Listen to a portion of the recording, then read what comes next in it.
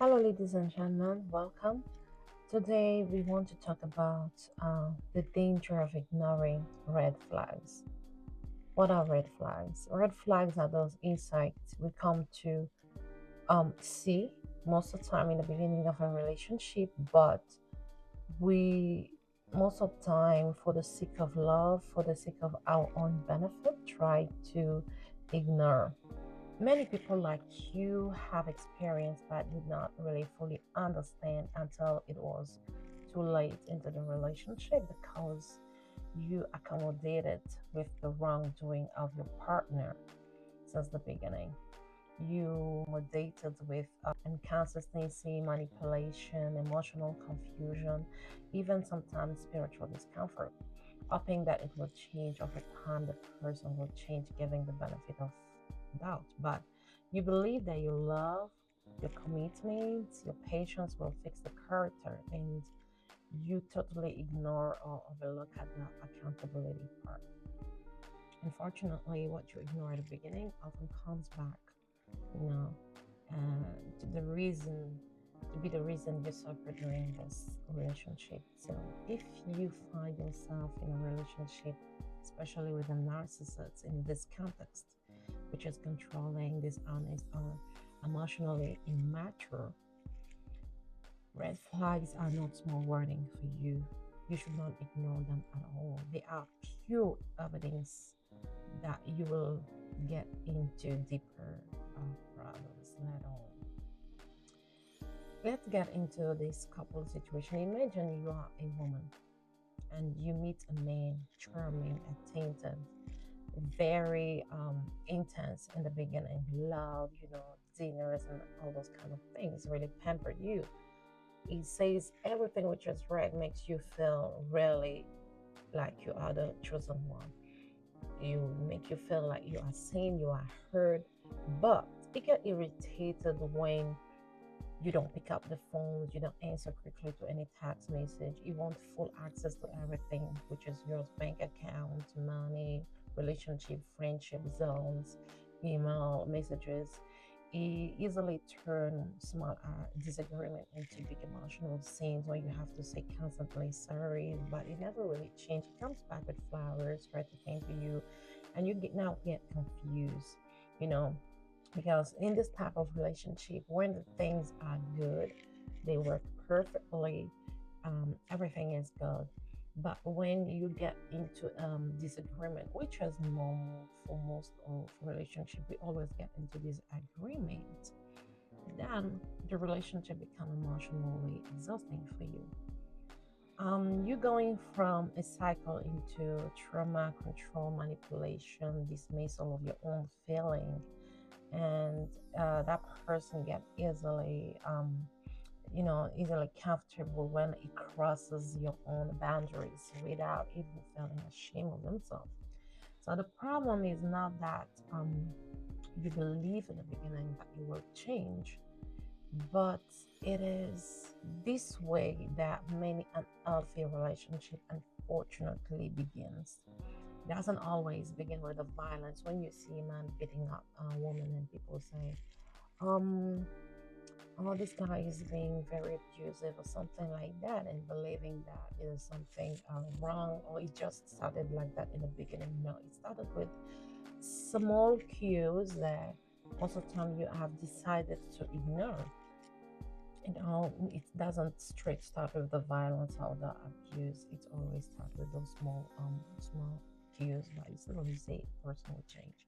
So when a narcissist person, um, um, when a narcissist person now get into play, the relationship becomes emotionally unsafe. Why? Because this type of person are deeply so self-centered to themselves that they even start to train you to ignore your own instinct. Have you ever been in a relationship where you see you have all the data, you have all the details that this thing is not working, this person is making me feel uncomfortable, unsafe, and everything?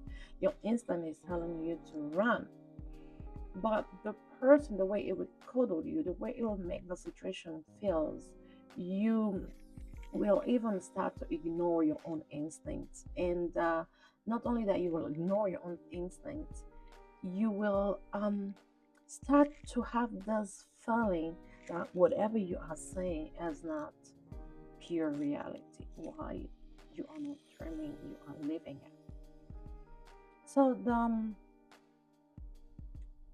So ignoring red flags is not a lack of intelligence from you. It is connected to an emotional conditioning, attachment, wounds, hope that things will change, a fear that you will lose something, and mostly trauma. People who have anxious attachment patterns may tolerate unhealthy behavior longer because they fear an abandonment more than discomfort. Imagine somebody who has been abandoned in his childhood, didn't really get the appreciation of his friends, his family members. They most of the time have the tendency to fall into narcissist people who will use them or will abuse them, and they will stay in those relationships very long because they will accommodate easily with that. It is not an uncommon situation that they are living. They used to that. They will fear the abandonment more than the discomfort they are living in. They might think that if I leave, I will lose this love. And if I may try maybe harder, maybe things will get better. They'll try to be patient enough, believing that a person will change. So instead of responding to warning sign, you become more invested into the relationship, believing that I need to put more effort, I need to do more miracles so the person will change. And then we have in some other relationship, especially when you have dealing with somebody toxic, that person becomes so attached to a cycle of pain. It conditions you to a way where you become so attached to pain and relief cycle. And then comes the tension again. So this type of cycle creates confusion within your brain. This brain starts clinging between the moment of relief as a proof that a relationship can still be saved, why it will not be saved. And this is why many people like you prefer to stay in that situation which is clearly damaging for you. You are not actually attached to the person, but you are attached to the emotional cycle that person has kind of draw like a setup for you. Psychologically, why it is proven that when it is very painful to accept that someone unfortunately that you love, trusted, or pray for is actually mistreating you or harming you, your brain kind of find an accommodation mechanism, an alternate mechanism, which is trying to reduce that pain by minimizing the reality. You start finding excuses that whatever you are feeling is not too bad, that a person is not perfect, just like you are not perfect, nobody's perfect. It's just stress. Maybe it was a long day. Maybe it did not really mean what he said. And this is called, it has a term, it's called the cognitive dissonance. So this is when your reality and emotional investment clash, they clash on each other. Your mind tries to make the discomfort easier to live with, to find reason. Unfortunately, also, we have this group where some people are drawn to broken people. They always, I don't know what you do, but you always come to meet up broken people in your life. Those people who have problems, those people who will actually never change. They are so unhuman, and they make you develop what is the savior complex. You believe that they need to be fixed, and the only person who will fix them is you. You see warning sign, but instead of seeing them like a danger, you see them like a mission. You run into the rescue. You think that your love, your loyalty, your patience, your prayer, your sacrifice will transform the person. And this is very common with us as a woman. They always tell you, pray for your husband, pray, pray, pray. over time it will change. Have you ever run into the rate to see how many bad people do not change? How many women out there die because the men they love, the men they believe will change over time if they pray hard enough, if they really sacrifice hard enough, those people will change. But they never change until they grow older and they decide that I really wasted my life with this person, until they come to realize that um, it was not worth it. Because one of the greatest mistake in a relationship is that you cannot help someone who is committed of hurting others while avoiding their own responsibilities. And those people are just toxic narcissists. So those narcissistic person, they do not reveal unfortunately everything at once. At first, in the beginning, they come as charming people with intense seduction, real emotional dependency. Like if you are not with them, they will die. It seems like they come to idealization. So whatever is come on your checklist, they will check. They will check those boxes, and you tell yourself, this is the right person to be with, this is the person I need to invest myself with. Then later you come to realize that they are so proactive into gaslighting, into blame shifting, into controlling, emotional punishment. When it comes into, this is where it comes into woman or man narcissism. You will find out that women tend to get into, especially if she has this capacity of having many kids. She will give you many kids and use them as a bait to control you. And the men, most of the times, they are financially controlling. They will tend to get you hooked into a certain status and certain uh, lifestyle, so that by the time you try to complain about something, they just lock the tap, and you are confused, you are lost, and he wants you to obey by his rule. You go back to his logic of doing things, and then they give you back that comfort. So this is kind of a little bit how they work, but we will get into the narcissism another day. So they come with this idolization, and you find yourself to say, this is the right person, this is the right person I was, until you start to seeing that face, and you say, because at the beginning the person was so convincing, it was checking all the boxes you had in your requirement to having the better partner in life. So when you come into this situation, what to do? First of all, you always have to try to protect your peace. I always tell people, your peace is what keeps you sane. When you lose your own peace, you go insane and it becomes very hard. Not everybody remain in the same part even when they lose the peace. So many people run straight into a mental breakdown. So how do you do that? You need first of all to stop asking whether the person has good intention. When you already see things, stop asking yourself, does this person has good intention? Stop asking yourself whether this person behavior is consistently safe, respectful, and healthy for you. Because you need to know, in every relationship you have to be a little bit selfish. What it you need to know, you have to be a selfish, you have to know, does this relationship fit me, does this behavior fit me, am I able to live with this for the rest of my life? Because the intention you might be asking yourself if this person has do not build trust, but the partners do. When somebody constantly say I love you but constantly insult you, your brain tends not to take into consideration the word, but it will take the partners, the actions, and all those kind will remain within your brain. So here are some signs you should never really ignore: the repeated lies. You need also to be able to watch between refusal to take accountability. It's not that some person did something wrong healthy boundaries.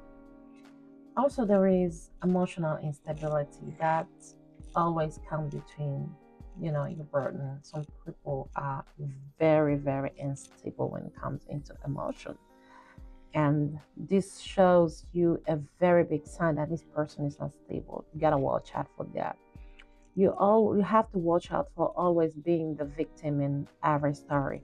The person will always come, even he's the one who insulted you, he's the one who treated you anyhow, he's the one who belittled you.